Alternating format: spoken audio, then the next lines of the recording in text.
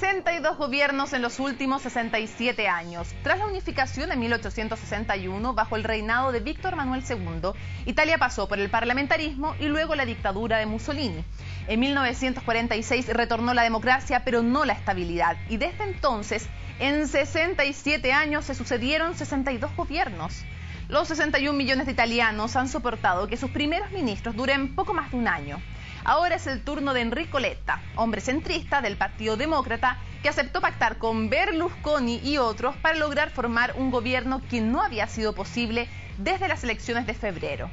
Permanecer en el poder será paradójicamente la más fácil de sus tareas. 20% de pobreza, 11% de desempleo, corrupción, crimen organizado, diferencias profundas entre el sur y el norte del país, deuda pública disparada al 127%, algunos de los desafíos. Con un PIB per cápita de $30.000, el doble del de Chile, la tercera economía de la zona euro es clave para la estabilidad continental. Su nuevo primer ministro ha anunciado que va a cumplir con las medidas de austeridad, pero ha advertido que sin políticas pro crecimiento, Italia será ahogada. Las enormes expectativas que se fijan en este hombre son un arma de doble filo. Y si Letta fracasa, ¿hacia dónde se dirigirá Italia? ¿Cuáles son las razones profundas de los males que aquejan a esta nación? ¿Será cierto que pierda quien pierda? Desde hace 2 décadas siempre gana Berlusconi. Comienza Cable a Tierra.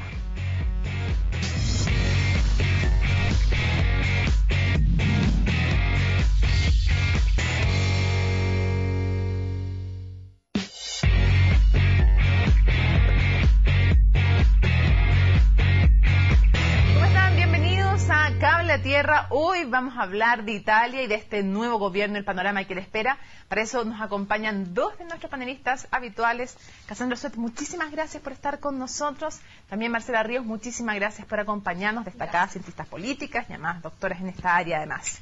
A ver, comencemos, Cassandra, con ¿quién es Letta? Bueno, sabemos cosas como que viene de Pisa, que tiene 46 años, muy joven, de hecho el tercero más joven de los primeros ministros en la historia de Italia.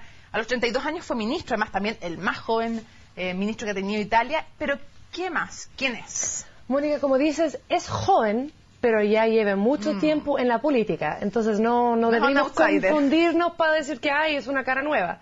Es una persona que ya tiene la política en su ADN. Su papá también fue un político importante. Su tío es un político adentro del mismo partido junto con Berlusconi. Es la mano derecha, de hecho. Exactamente, es la mano derecha. Y lo que pasa esencialmente es que Letta ha llevado mucho tiempo, comenzó un poco en el centro derecha, luego en la DC primero y después al Partido se cambió, exactamente, ha cambiado y entonces ha sido interpretado como una persona que realmente puede realizar una puente entre una situación política bastante fragmentada. Marcela, ¿qué más agregarías además de este hombre que estudió fuera de Italia, además un doctorado en leyes, de hecho en leyes de la Comunidad Europea? ¿Qué más se podría decir de él, de su forma de pensar? Bueno, yo creo que algunos aspectos relevantes son que es alguien de centro izquierda, digamos, que se identifica, pero que es moderado.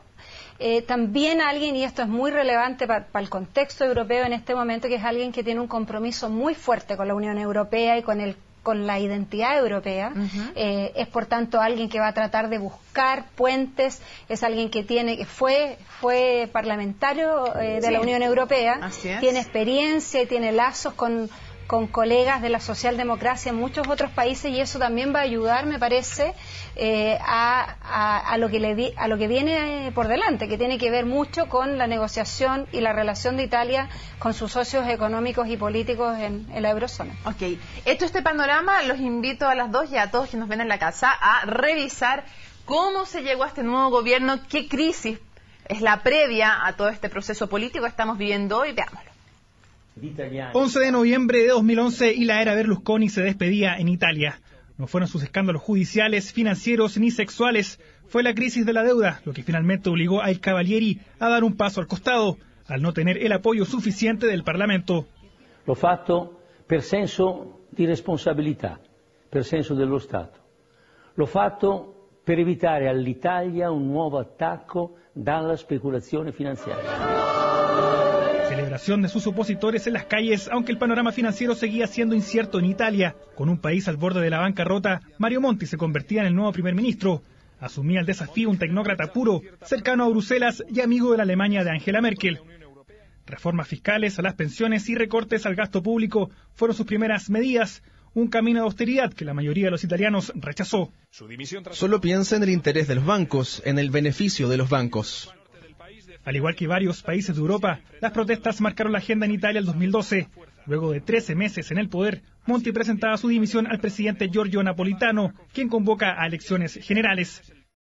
Entre ladrones, usureros y saqueadores, no sé por quién votar. Silvio Berlusconi nuevamente irrumpe en la política al anunciar su candidatura, pero es este hombre el que se roba la atención en la campaña electoral.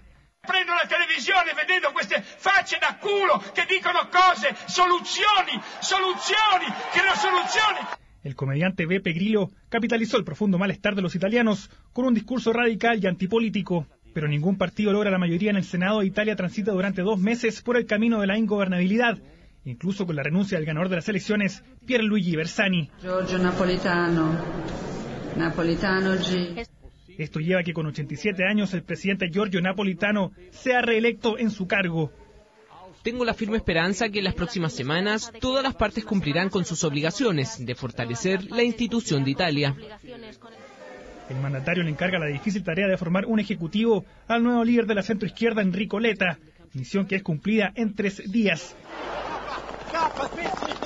Este incidente marcó el comienzo del nuevo gobierno de coalición italiano, uno que deberá sacar al país de 2 largas crisis, la económica y la política. Mario Arriagada, CNN Chile.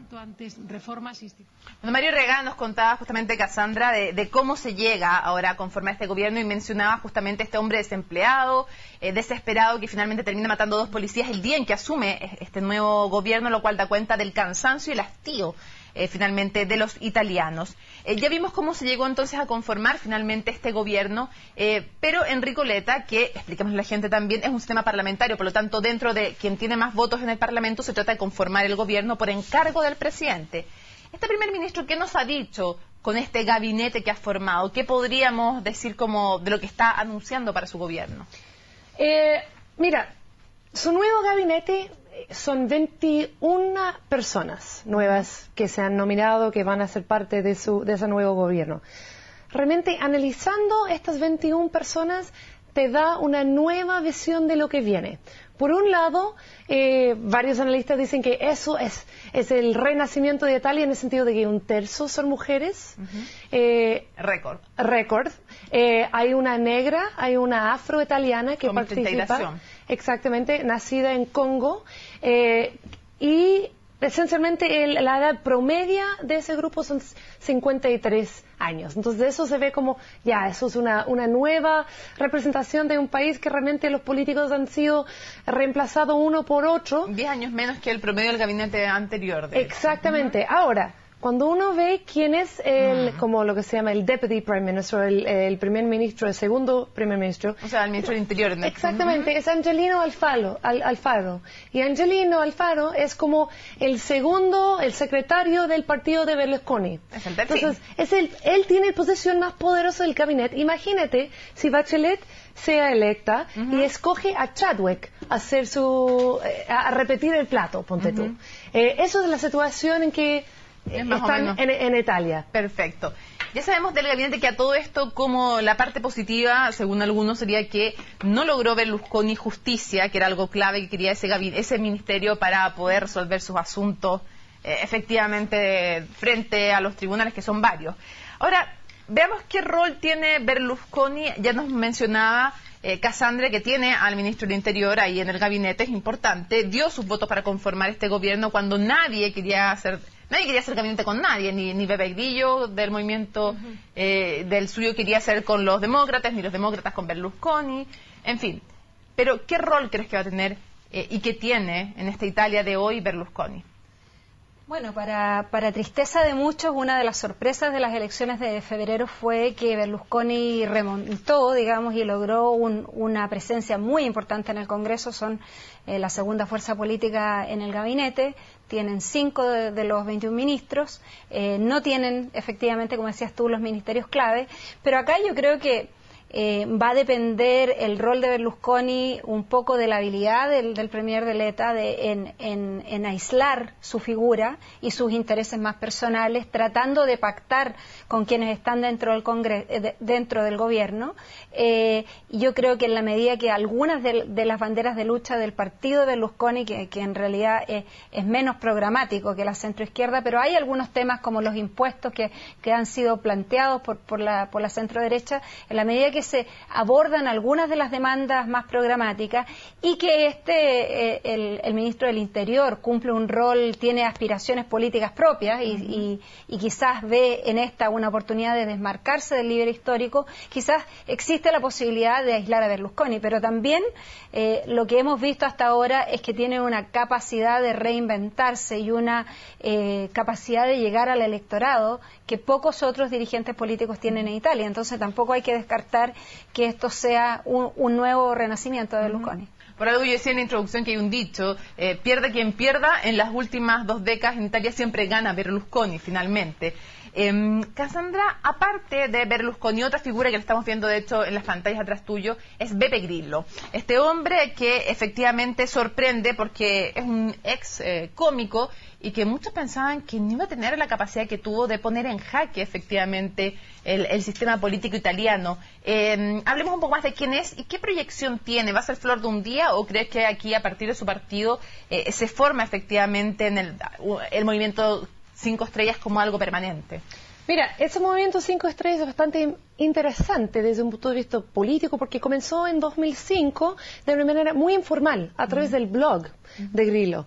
Él dijo, vamos a juntarnos, llamó varias reuniones y fue un movimiento que de un cierto sentido se fue orgánicamente creciendo, en que Beppe Grillo no es como protagonista en el sentido tradicional. O sea, él no es un candidato del partido y tampoco puede ser, porque él fue involucrado en un accidente de auto en que murieron 3 personas y esto le echó esencialmente de la política. Entonces es una voz de un movimiento a que él no puede formalmente representar y que tiene intereses muy diversos, también bastante regionales. Se formaron al principio a contra de lo que se llama los incendiadores, porque se encendieron mucha basura en las ciudades y la gente quería que lo pararan. Asuntos muy locales. Entonces, han tenido un gran impacto en esa elección porque en la Cámara de Diputados sacaron como 26% de votaciones, 25% de votaciones. Son 109 diputados y 54 senadores.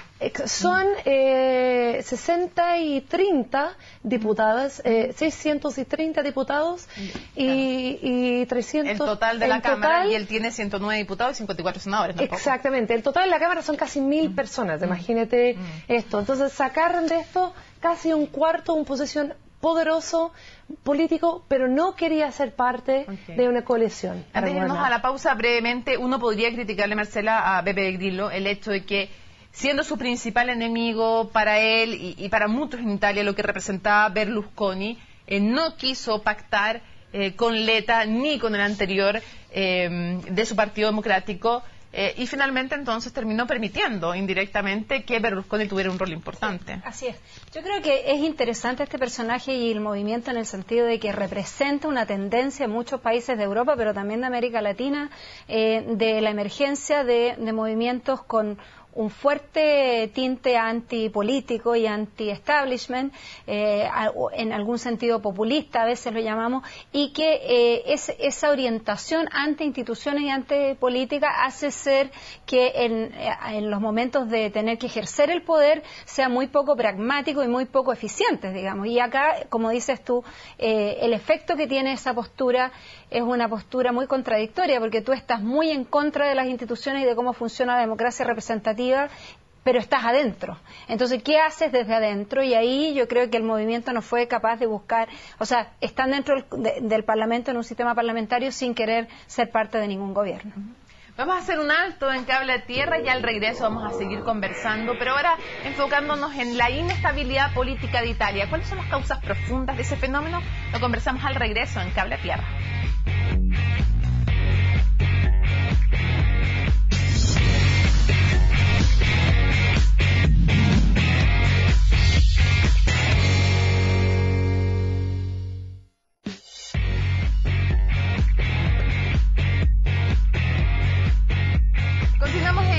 tierra hablando de Italia. Cassandra, a ver, voy a hacer un repaso rápido de las fuerzas políticas para que la gente se haga una idea. Tenemos desde la derecha la Liga del Norte con Umberto Bossi, el Pueblo de la Libertad con Berlusconi. Nos vamos acercando también al centro un poquitito con los Hermanos de Italia. Después tenemos Elección Cívica, que era el grupo que apoyaba al ex premier Mario Monti. Después la Unión de Centro de Fernando Casini, Futuro y Libertad, Gianfranco Fini. Después el Partido Democrático, que es el que está hoy día gobernando, que ya está un poquito más centro-izquierda.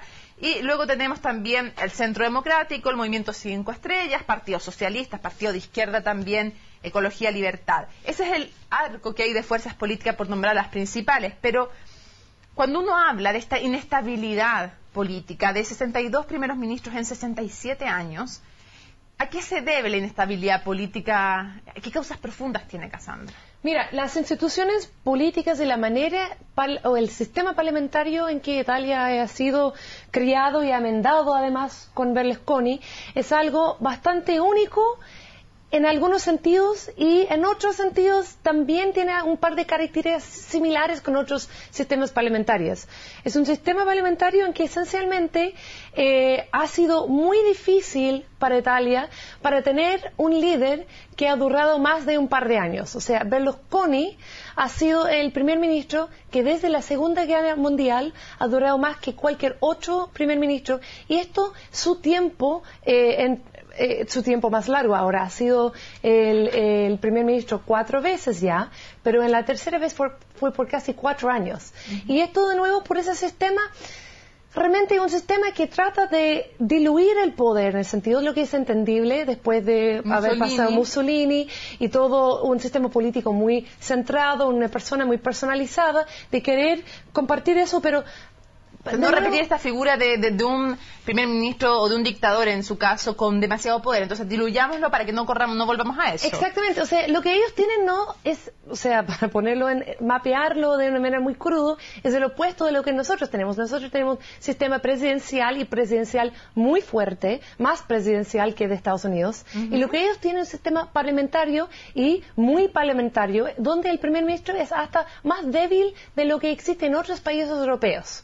Realmente lo que depende de un sistema bicameral, de lo que el Cámara de Diputados y también de lo que el Senado se necesita la aprobación de los dos. Así que es un sistema donde es bastante complejo para quien quiere realmente liderar el país. Ahora, uno podría decir también, Marcela, que otra de las cosas que influyen en la inestabilidad es esta diferencia profunda que hay económica entre un norte muy rico y un sur bastante más pobre en comparación.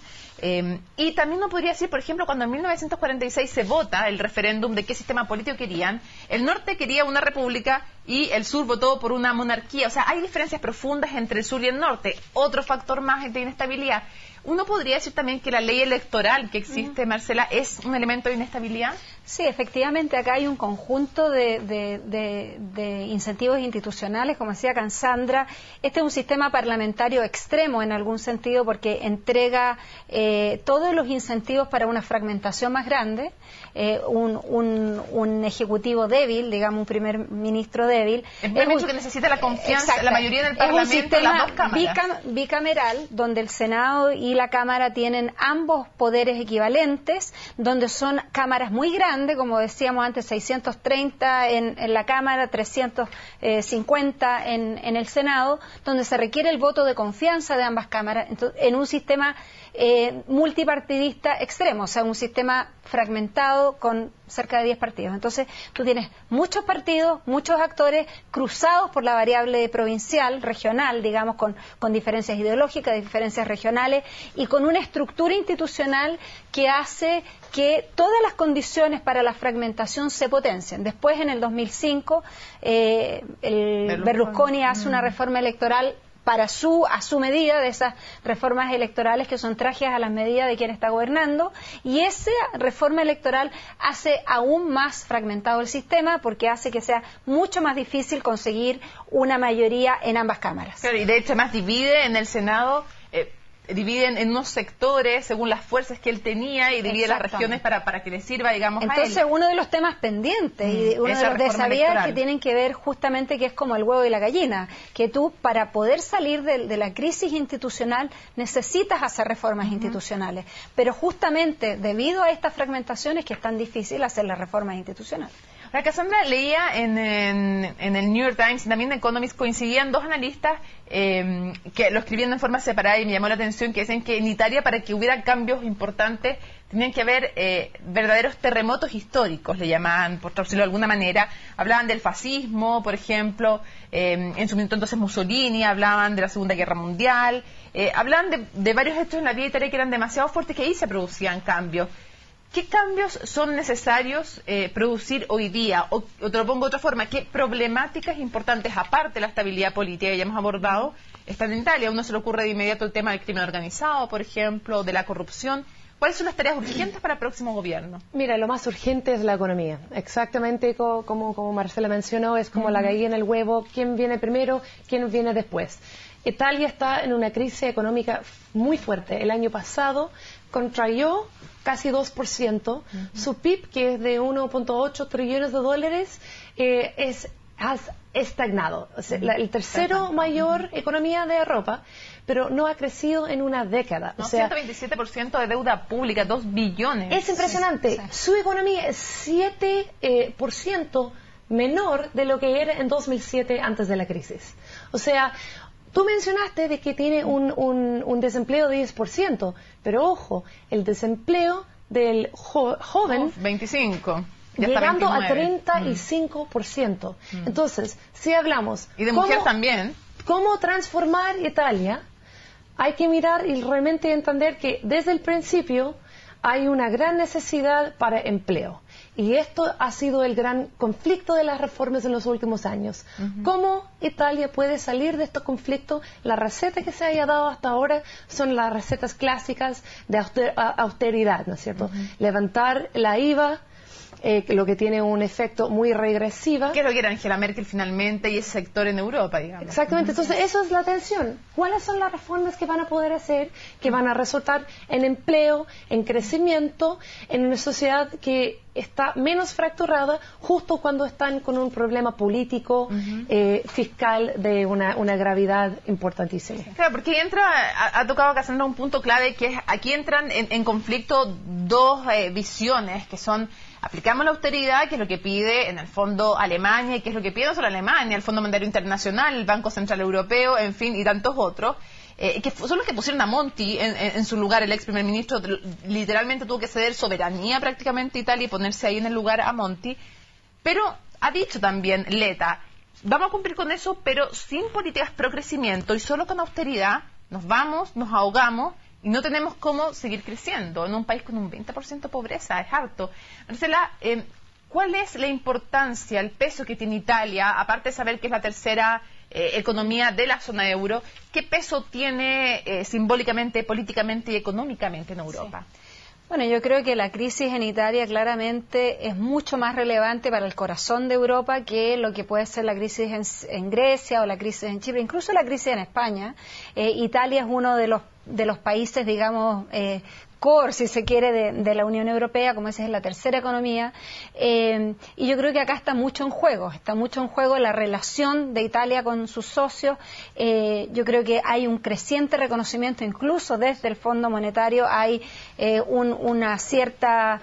cierto cambio, digamos, en darse cuenta que las políticas de shock y solo restrictivas del gasto no están funcionando en Europa, digamos, están profundizando la crisis. Y yo creo que a diferencia de España, que tiene una crisis mucho más profunda quizás económica, pero tiene la política bastante más saneada, es bastante más fácil en España conducir las instituciones y manejar el clima político. Italia no es así. y yo creo que este nuevo gobierno, me parece que por lo que le hemos escuchado al primer ministro, tiene claro que no se puede dar el lujo, digamos, no tiene ese espacio, digamos, de estabilidad política que le permita impulsar políticas económicas que van contra los intereses de la mayoría de la ciudadanía, ni contra los intereses de las diversas fuerzas políticas. Entonces yo creo que acá va a ser bien importante el rol que va a jugar el nuevo gobierno italiano en las discusiones en Europa de aquí en adelante, donde hay una clara tensión ya había una tensión entre Francia y Alemania, y yo creo que Italia se está sumando fuertemente a la posición francesa. Que la necesita porque viene bien de capa caída. François Hollande ha tenido un año horrible, por lo tanto, entonces yo creo que acá viene en refuerzo, y bueno, parte del éxito político interno depende de cuán bien le vaya en estas negociaciones externas. Brevemente, 1 minuto para cada una. ¿Cuál es el vaticinio? Yo sé que es difícil, pero con los elementos ustedes tienen un buen o un mal pálpito respecto de este nuevo gobierno. Eso te quiero preguntar a ti, Cassandra, y a ti, Marcela, si le va mal, ¿qué? ¿Es un cambio más o es una crisis más profunda? Imagínate un escenario en que la coalición de gobierno de Chile, la coalición incluye el Partido Comunista y la UDI. ¿Cuánto tiempo piensas que esa coalición va a durar? O sea, estamos... No se puede producir en Chile, pero bueno. O sea, sí. Exactamente, pero a ese extrema se llega. O sea, la Liga del Norte, junto con el Partido de Ecología y Libertad izquierdista, estos partidos están compartiendo una coalición. Esto es tan raro que es la situación hoy en día en Italia. No va a durar mucho y hay poca posibilidad de que sea una reforma importante, pero solo podemos esperar por lo mejor y realmente sería muy importante por el futuro de Europa, de la Unión Europea, de esa unión fiscal que tiene, no fiscal, esa unión monetaria, de que Italia puede superar esa crisis. Marcela, si no funciona, ¿qué? Yo creo que si no funciona, las perspectivas son peores de lo que tenemos ahora, porque efectivamente, si no funciona, es posible que la crisis económica se profundice. Y yo creo que mayor estabilidad política con crisis económica más profundas son una receta pésima, y entonces tenemos el peligro que en Italia, digamos, los líderes populistas, ya sea Berlusconi o Pepe Grillo, lleguen al poder sin plan B, digamos, sin un plan que sea efectivamente realista. Entonces yo creo que hay mucha esperanza en este gobierno. Yo quiero ser un poquito más optimista que Cassandra, en el sentido que me parece que hasta ahora el primer ministro y por lo menos los dos partidos más importantes, los tres partidos, digamos, de centro izquierda, centro derecha, entienden que se están jugando como que la estabilidad de Italia en el mediano y largo plazo. Marcela, Cassandra, muchísimas gracias por habernos acompañado una vez más en Cable a Tierra. Gracias. Muchas gracias. Ha dicho el primer ministro Enrico Letta que está dispuesto a hacer todo lo posible por Italia, pero no a cualquier precio. Eso le dijo a Giorgio Napolitano, el presidente de Italia. ¿Cuál será ese precio que tiene que pagar? ¿Será capaz de hacerlo? Lo seguiremos conversando aquí, en Cable a Tierra. Nos vemos. Chao.